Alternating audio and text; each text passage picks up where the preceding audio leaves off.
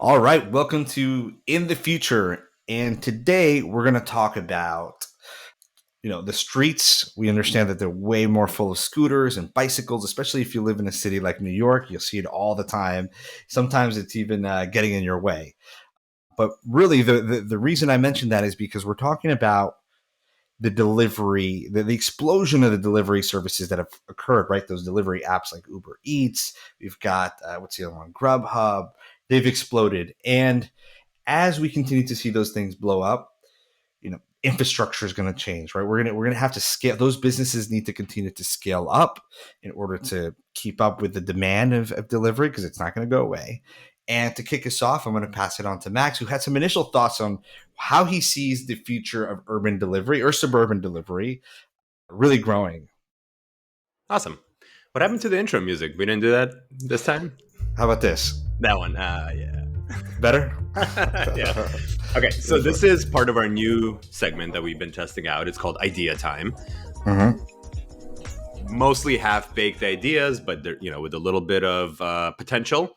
Our aim here is to share it, maybe discuss it, break down the ideas, see if we can develop them together into something better, because obviously you haven't heard this idea before. Mm-hmm. Yeah. And for any of our listeners, if you guys love the idea, feel free to take it, tweak it, run with it, launch it. If you want to share a little credit at the end Okay. for saying where the inspiration came from, by all means. Yeah, please. Okay, so for idea time, I just gave this a name, I don't know, a random name. Mm-hmm. It's called Leapfrog Food Delivery. Mm-hmm. Okay, so Makes sense. let's talk about two trends, and then we're going to see if we can build the idea off of this. So number Okay. one, like you said, we know that the future is more and more people riding scooters, renting city bikes, things like that. We were just recently in Barcelona, and we saw that city has mostly scooters, motorcycles, and really fewer cars. For And deliveries especially like that, I think that's exclusively it, just because of the way the roads are. absolutely, Yeah. what's nice to see is, and like Amsterdam's the same way. What's interesting is New York City is really trying to go in that direction, right? They're Mm-hmm. levying these congestion taxes on cars, really encouraging New York to become more of a walkable city, a city with that mode of transportation versus vehicles. Yeah, pedestrian Cars. first too. Yeah. Yeah. Okay. So that's kind of like trend one, and it's continuing to increase. We know the future is going to be more scooters, more Mm-hmm. bicycles, more people just kind of renting services like City Bike. The other one is, I don't know about you, man, but I order food delivery all the time. And it could be a distant restaurant. It could be something that's less than a mile away. Yeah. Sometimes, you've had a long work day and you just don't want to cook. You don't want to go out. You just want the food brought Mm-hmm. to you. Mm-hmm. And Mm-hmm. that's not going to stop, right? People are craving that Yeah. convenience more and more, especially as prices of apps like Uber Eats are going to continue to go down. People are Yeah. just going to continue ordering more. Okay, so Mm-hmm. trend two, people will still be delivering food more. As a result, more food delivery drivers are going to be needed. There's something really interesting about what you said, or maybe I thought you said it, where and have you ever been outside of a restaurant and you just see like dozens of delivery drivers just kind of hanging out Yeah. Yeah. Yeah. I've seen waiting that. for a call to come in? I found Yeah. that absurd, and I actually saw it for the first time. Like 50 people were Mm-hmm. waiting outside, all delivery drivers, just waiting for the next order to come in. Right. Very inefficient. So Well, let me not to disrupt your thought, but one thing to consider: give Sweet Green a little bit of credit. I think Sweet Green has that table where they just put a bunch of orders that are ready to be delivered, so drivers just come in and grab them. But yeah, I get it. But that's not the norm, right? yeah. Yeah. Yeah. I, I guess tangentially, wow, there's a lot of weeping in the background. Yes. Yes. So I had this interesting thing that happened to me. I think it was a couple of days ago, where it triggered this idea. So I was getting off the train, and I was asked to pick up some food on the way home. It was kind of like, I don't know, a mile away or so. So I swung by the restaurant, I picked up the food, and then I walked it all the way to my apartment, dropped it off, and it got me thinking. If I was because I was already heading on in that direction, I already knew that I was going to have to go through some of these streets. So it got me thinking. Like, imagine this scenario.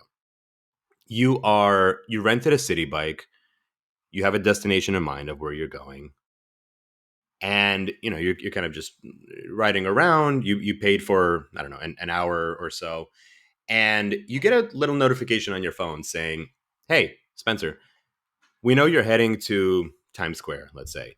If you swing by this restaurant that's on the way to Times Square, pick up the food and drop it off at a location that's on the way to Times Square, then you'll get an extra 15 minutes or an extra 30 minutes added to your city bike trip, and you don't have to pay for it." So it's sort of like, you know when you play video games, especially racing games, and you kind of run the lap and you get that bonus time added on. It's exactly that, right? I think you're on mute. So essentially, so that's essentially it. You're going to be riding Yeah. along, and if you agree to pick this up and drop it off on the way to your destination, you're going to get some kind of a bonus. Usually, it's Hmm. monetary, and then if you deliver it quickly enough, let's say you also get a tip from the customer as well. Right, What do you right, think? right, right, What are your right. thoughts? That's the All basic premise. right. Yeah, yeah, no. So interesting. So just to recap, just so in case anybody didn't really catch that, which I think they did, is hey, you're already on the way. You're not a dedicated delivery person at all. You are going about your day, and maybe it's work, and you have a very popular bagel place by you or a popular food place. On the way to work, you can go ahead and, whether you rented a city bike or walk there, you can go ahead and deliver that food for somebody else that's within your path for an incentive of some sort. Yeah. So in this case, looking at this makes me think. So a couple of thoughts. There are multiple personas. There is the restaurant. We've got the restaurant. We've got the delivery service, and then we've got the actual delivery person. And then I guess maybe the recipient, but I think the recipient's the least impacted here. They just get the food delivered to them. Well, they get it Or, faster. or, or, or actually, okay, faster. Yeah, yeah, yeah. That's true. That's true. Faster. Okay, they are impacted. I just want to start really quickly with the delivery service. Now, one thing that makes it pretty innovative, your idea, is the fact that you may not need as many dedicated delivery people or vehicles, right? Depending on where you live. So now you've lowered potentially the cost. I'm not a big. I mean, I am and I'm not, but like I'm not all about cutting people's jobs or anything like that. But it's like what it does do though is that it allows more room for innovation. Right now, you've got people, you can rely more on people that are delivering the organic commute or movement of the city or your suburb, wherever you live, and leveraging that, harnessing that power to go ahead and deliver good delivery experiences and faster delivery experiences for your customers. So excellent. Save money and do it faster. Great. For the restaurants, I don't think there's really much of an impact. There's maybe some verification that would have to happen. Hey, Max, hey, can you show me your app that you're actually doing the delivery? So maybe some verification process. Other than that, seems pretty simple. And it seems low risk on the restaurant. The person delivery, it's great. They have an incentive, and then the person receiving it gets it faster, which is a bonus. I think a couple of things come up in my head that may detract from this. Number one is starting up that delivery network. Jump starting it will be it has a lot of it's a big effort, I think.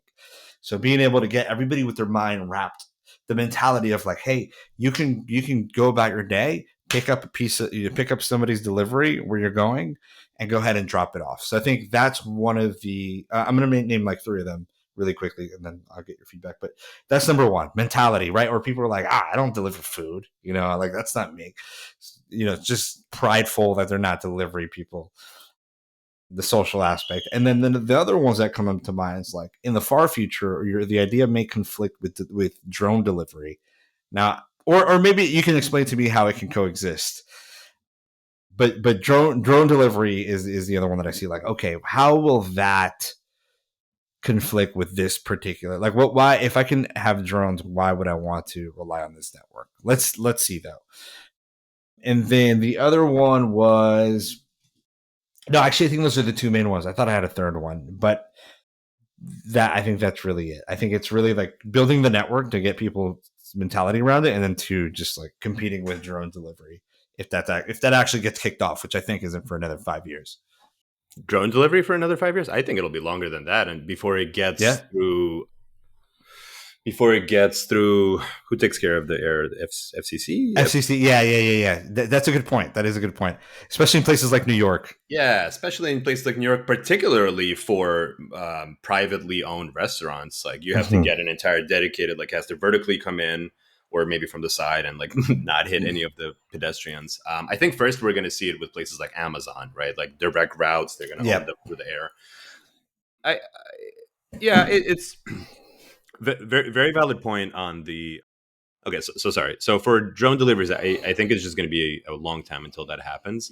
But Okay. more So no importantly, conflict short term. No conflict short term. I Basically. don't, Okay. I don't, I don't think so. I think this is more to your point about like who would do this, right? I think people are always looking for ways to earn more money, right? Yep. It's not going to be life changing money, but hey, if you can be an Uber driver 2 nights a week, that's essential. Like you had to go through that decision and say, hey, I'm going online and I'm looking for how to make extra income. Yep. I want to, I want to pay off my $300 per month car lease. Let's say, how do I do that? I Hmm. can be an Uber driver, or I can do this from time to time when it's convenient for me, right? Yep. What's really cool about it is think about the restaurants that. How do restaurants have delivery drivers today? They either pay a service like Relay, right, which Hmm. which provides them with I'm actually courier. not familiar. I'm not familiar with Relay. Is that would that be if they don't use like an Uber Eats or something? Relay, they provide their own delivery drivers, and I believe like all of the logistics of like the map and all that. A couple of restaurants that I order from, they use them. But Okay. there's also a bunch of restaurants who don't pay for services like that, and they have a delivery driver who they pay, like $12 an hour, more Hmm. now with the new legislation. So, Right. would they even want to continue paying this person, an hourly rate with a lot of that being downtime if they're not getting a lot of service, or can they be relying more on a service like this where it's like, okay, we're getting enough people in a congested area like New York where people are walking by and they're willing to do this. I think it's a lot of experimentation that's going to have to Hmm. happen to kind of find out. Maybe it's supplemental, maybe it's both. Maybe you have an hourly driver and who you have on payroll, and you have this from time to time, especially like on Friday nights or Thursday nights when it's excessive and congested, and a lot of people are Hmm. placing deliveries. Yeah, I also, there's also something really interesting about just like who is this customer for, right? Like there's and I mentioned earlier that I could place a delivery from a restaurant that's like a mile away. Hmm. Hmm. I do wonder if this is more is if this is better tied to those people like who are willing to not walk more than a mile, or maybe actually, Hmm. you know what, no, I don't think that actually makes a difference, because you would be picking up the food from wherever you are and it's on the way and convenient to you. It's not necessarily. Yeah, disregard that. Yeah, I think that really like the benefit of this idea is you get the delivery sent out quicker. There's less waiting time for the delivery driver around the restaurant, Hmm. and the end customer gets their food faster because there's just more people who are willing to kind of bring it to your doorstep.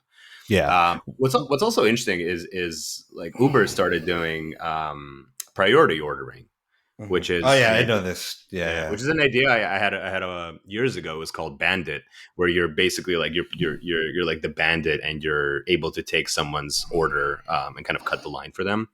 Hmm. So it's interesting that they started doing that, right? Like people are always willing to pay for convenience.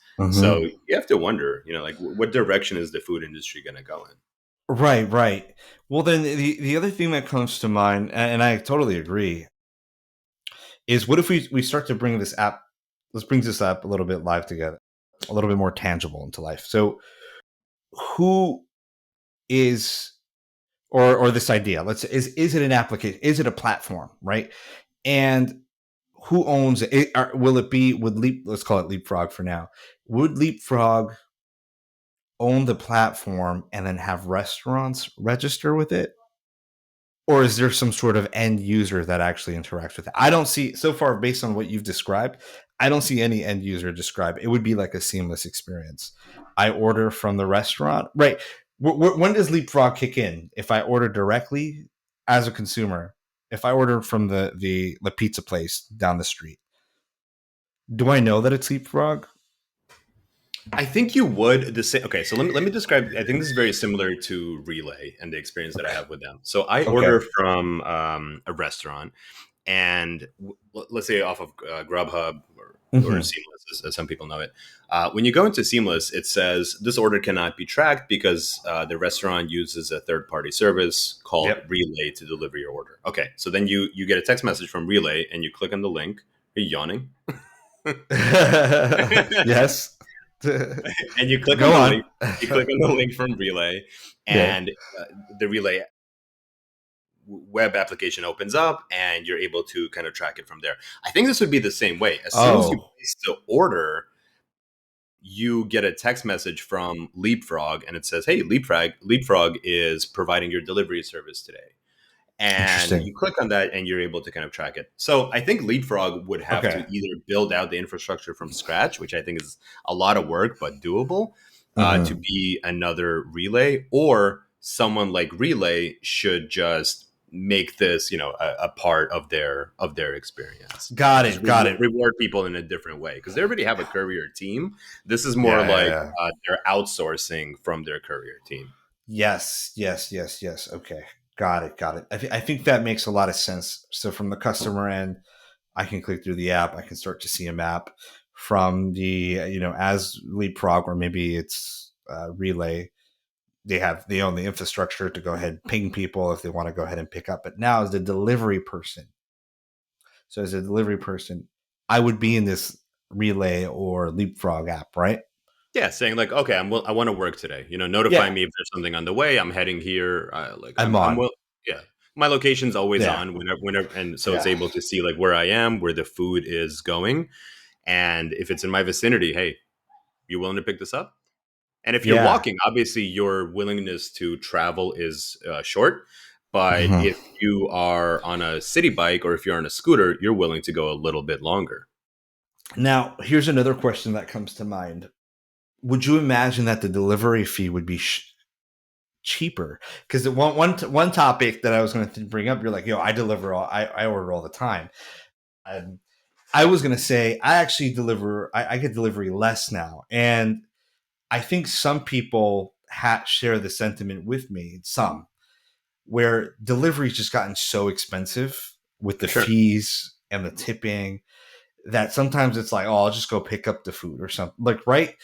And so I think that was my number three detractor, by the way, was that was it. The price of delivery going up, and it's going to tie to my next question. Would then keep in mind you still have to pay or incentivize the delivery people that are doing this. Would it be cheaper to do delivery with Leapfrog and Relay?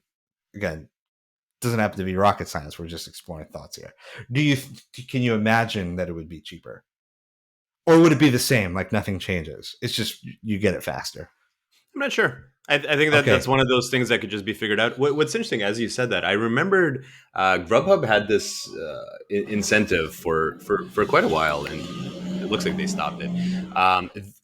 They actually encouraged you to go and pick up your food, and they gave you $10 each month to do it Interesting. because Huh. they want. Yeah, and it's interesting, right? And it's It's you have to nice. wonder why. It's like they're not trying to get you to eat at the restaurant because you're just picking up. It's almost like they want to shorten. They have a short staff of delivery people. That's my takeaway from that.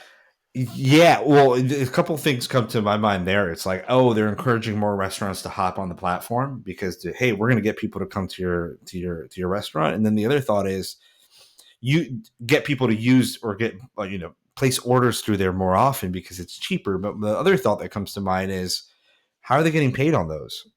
A little fee still? Because usually when I think about pickup, it should be free, right? $0.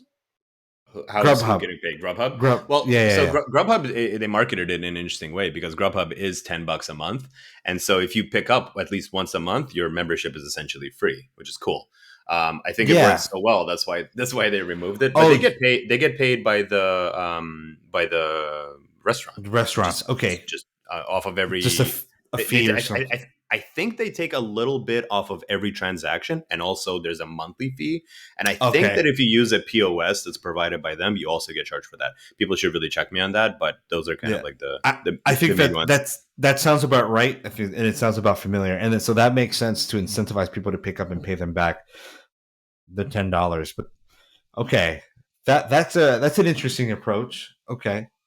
Okay. So yeah, that was my thing, because I wonder if it can make, I feel like the leapfrog relay system, if it could make it cheaper as a customer, like I'm thinking just from a customer's perspective, and just me, I'd be like, oh yeah, like I would love that system. Like I would even wait a little bit longer, even if it was, even though this is supposed to make it faster, Hmm. if I knew it didn't cost me another $15, $10. Now, oh, would we tip? Do we tip these delivery people? That's the other question. Okay, Yeah, so it's normal. So it's tipping like right now. Go ahead, go ahead. Go yeah. ahead. No, so it's that's what I mean. Okay, so the experience would still be very similar to somebody on a bike, but it would just be faster, not necessarily cheaper, and I still need to tip. Yeah, I don't really know. I don't really know that the customer really cares about how the experience changes or who delivers it for them. I, Mm-hmm. and also what tipping is just like a weird thing at the moment, because especially in New York, where delivery driver like legislation has passed and delivery drivers are now getting paid a normal wage, and so Mm-hmm. tipping on Uber, I believe, is like turned off. It's not even a thing anymore. Right, right, right. But on Grubhub, it's still very ambiguous, and you have no idea whether to tip or whether they're Mm-hmm. getting paid a normal wage or not. And so I'm curious about what the future of delivery is going to be. Is it because I fully agree with you. It has become extremely expensive Mm-hmm. for and just like a lot of weird fees being tacked on that are just not as transparent as they used to be. So Mm-hmm. I don't know if this is going to be the thing that makes it cheaper, but the argument can be made that because we're introducing more people who are willing to deliver your food, that price should go down, Mm-hmm. or Yeah. you're just getting it at the same rate Well, but it's going yeah. to get to you a little bit faster, right? I think Yeah. there's multiple levers in this scenario. uh I think we got cut off there, but Yeah. Yeah. what was the last thing I was saying? That it's not quite clear yet whether the price is going to go down or just the customer ultimately is the one who benefits great most from this, because Mm-hmm. their food faster, because we're introducing more drivers into the delivery ecosystem. Yeah. I think those are things to be figured out, as well as 100 other things in the execution stage. But I think the idea itself has some merit. What Yeah. do you think? Yeah. Yeah. Yeah. I think the only other, I mean, I keep coming back to certain detractors. So I hope you enjoy the challenge of the idea, but Of it's course. basically we're re-gigging, we're adding a layer of gig work to a previous gig work is the other thing that comes to mind. Like will how will I'm thinking of New York and California, people who have made these jobs like officials. Like we're almost like re-gigging the job of the delivery person. It was a gig economy type of job. Now it became kind of a full time job. But we're like, oh no, well, we can gig on top of that by having people just deliver on their routes, their day to day routes. So I feel like that might have some flashback or regulatory issues, or some societal pushback. Like, oh, now you guys want to cut corners and then have people deliver it instead of like the actual delivery workers that do this for a living. But How's it that'll different? I'll tell challenge me. you though. How's that different from somebody like if I want to be an Uber driver today? It doesn't mean I have to work an 8 hour shift. I can just turn on and off whenever I want. How's it different? Yeah, totally. I think it's the difference being is that we were taking, I think delivery drivers that were doing that for Uber Eats and for restaurants were in that mode already before, and they've kind of officially made it a job. So we're basically saying, well, you guys worked hard on passing this through, so you guys have wages and benefits and all these things that come with the full time delivery gig. We're going to go ahead and gig the delivery, one aspect of the delivery as well anyway. So we don't really need you for all these deliveries. Hence, we might need less of you, which from a corporate standpoint might actually be beneficial from a cost perspective. Or lower. I don't know. I don't know if it's we don't know the impacts of the higher wages of delivery drivers. I think they should get good wages, but it doesn't matter what I think. But it might be able to, to your point, like giving the option of doing full-time job or gigging, or letting some people gig by just like walking, their regular day-to-day path and doing delivery might be a good way to optimize the delivery experience for the customers, make it cost efficient for the companies that do it. I think the person who would get most hurt by it is just the delivery people and the people that represent them. That's kind of like my point. They might be like, oh, you think you can just replace this with people that walk home, and walk a path? Maybe.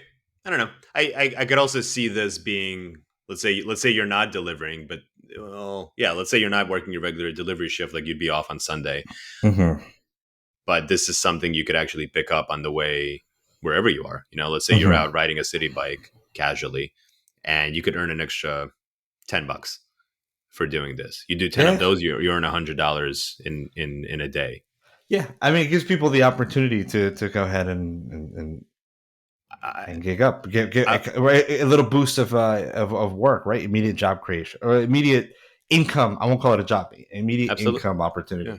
And that's really the angle that I'm looking at it through, or the lens where like the gig economy is not going away. It's getting stronger and stronger. More and more people are kind of like allergic to the corporate life, and they'd rather have a life where they control their hours and have more of that control. Yeah. And so I think we're just going to be seeing more and more people like, hey, I work Uber on Mondays. I do this on my off time. I do these other gigs. Maybe I clean or something, or like install televisions for people. I think we're just going to be seeing more of that. And this just becomes another gig for people. Totally. I think your point is valid, but if you look at it just from like a citizen perspective, right? Like the citizens of the US. Yeah. Is more money in their pocket a good thing? Totally. Yeah. 100%. I always think that. Yeah. And then is there less waste and downtime at restaurants because the delivery drivers are not just sitting there waiting for something to be ordered and delivered? I no longer have a delivery person on payroll. So, and as a customer, which is ultimately what every company cares about, is the customer experience getting better? Are they getting their food faster? I'm not focusing on price at the moment, but are they getting it faster? Right? Yeah. The only other thing I would say then is versus the delivery driver is two things. So number one, the deliver. I'm used to like the government of a lot of like local government, New York, California, wherever. Actually, not even just those places that we live in, but like are very much gatekeepers, right? There's always kind of somebody who's like, I represent the delivery drivers, and that's, you guys can't do that. Somewhat like unionized gatekeeping. You can't do that. Only we can, which is kind of could be a blocker. The only other thing, which is kind of my point, and then the other one is, what was it? The fact that, wow, man, I lost my thought. That was actually my main point. I got distracted. Think about it. I yeah. Bring it back. It was, the quality. There you go. That's what it is. The quality of the delivery. So why it's faster? Like, is it, are there background checks on these people? Do people feel safe with them? Is it just any Joe Schmo that can just be like, all right, I'm going to go ahead and do a gig. Mm-hmm. Very valid point. Yeah. But I mean, think about it. This has been solved, right? Think about every delivery company. GoPuff. Who are those people who are delivering things from the convenience store, right? It's also important to remember this isn't just food that we're talking about, because I just mentioned GoPuff. You could pick things up from a 7-Eleven order, from a convenience store, from Walgreens, from CVS. So this opens, maybe there's not enough delivery drivers who are willing to do all that, right? That's why GoPuff it exists. They're not like DoorDash or Grubhub, which focuses on food. So I think there's a lot more items that are going to be part of what gets delivered, and that requires more warm bodies. So are we solving the problem by providing more warm bodies? I think so. I think that I think you bring up a lot of valid points, but that's why we're not building this idea. This is for everyone else too. Totally. Focus on it. Yeah, for sure. I can see this. I can see this happening. Totally. I think technologically, I think for me, technologically, or just to build this into a tangible thing, it's a no brainer. I just, from a social, like to your point with the drones being further out, I think there's no real competition there. I do just see that the social aspect maybe being a little bit might be the hardest part. But yeah, I want to wrap it up there. Let's wrap it. Yeah. All right, cool. Well, that's been idea time on the in the future, and we'll catch you next time.